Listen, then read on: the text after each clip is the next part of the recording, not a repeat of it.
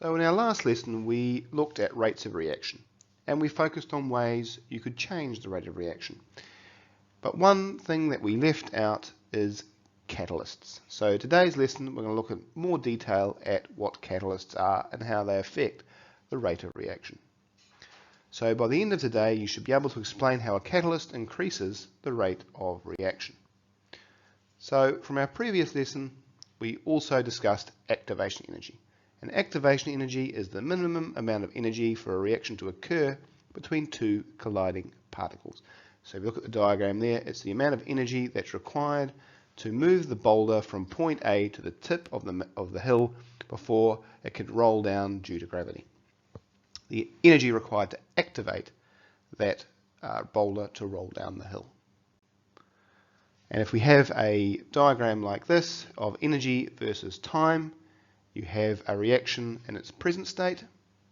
There's going to be a minimum amount of energy which is required, called the activation energy, which then once obtained, the reaction goes forward and you end up with your products in the future state.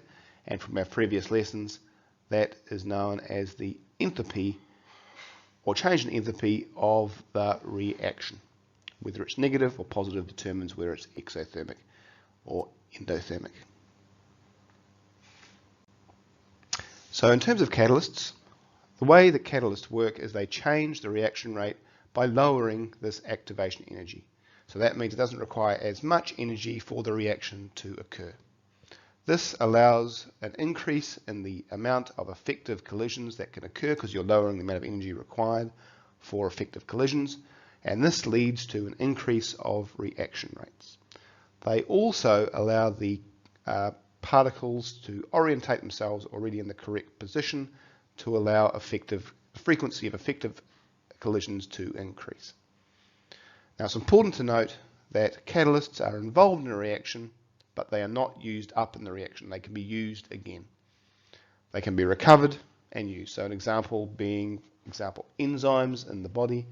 They're not used up by the body in the reactions. They can be used again to catalyze further reactions. Or even manganese dioxide, for example, when its hydrogen peroxide decomposes into water and oxygen. Okay, so finally, looking at the activation energy, you have reactants A plus BC. They have a transition state, which is where the bonds start to break, and then you end up with the products BC. So what happens is that you have a reaction with an activation energy here, and what catalysts do is they lower the activation energy, allowing the reactants to quickly reach the transition state and form products with less energy required. So hopefully that's explained how catalysts work in terms of rates of reaction. So the next lesson will start to involve not how fast reactions go, but whether they favour the products or reactants, and that's called kinetics.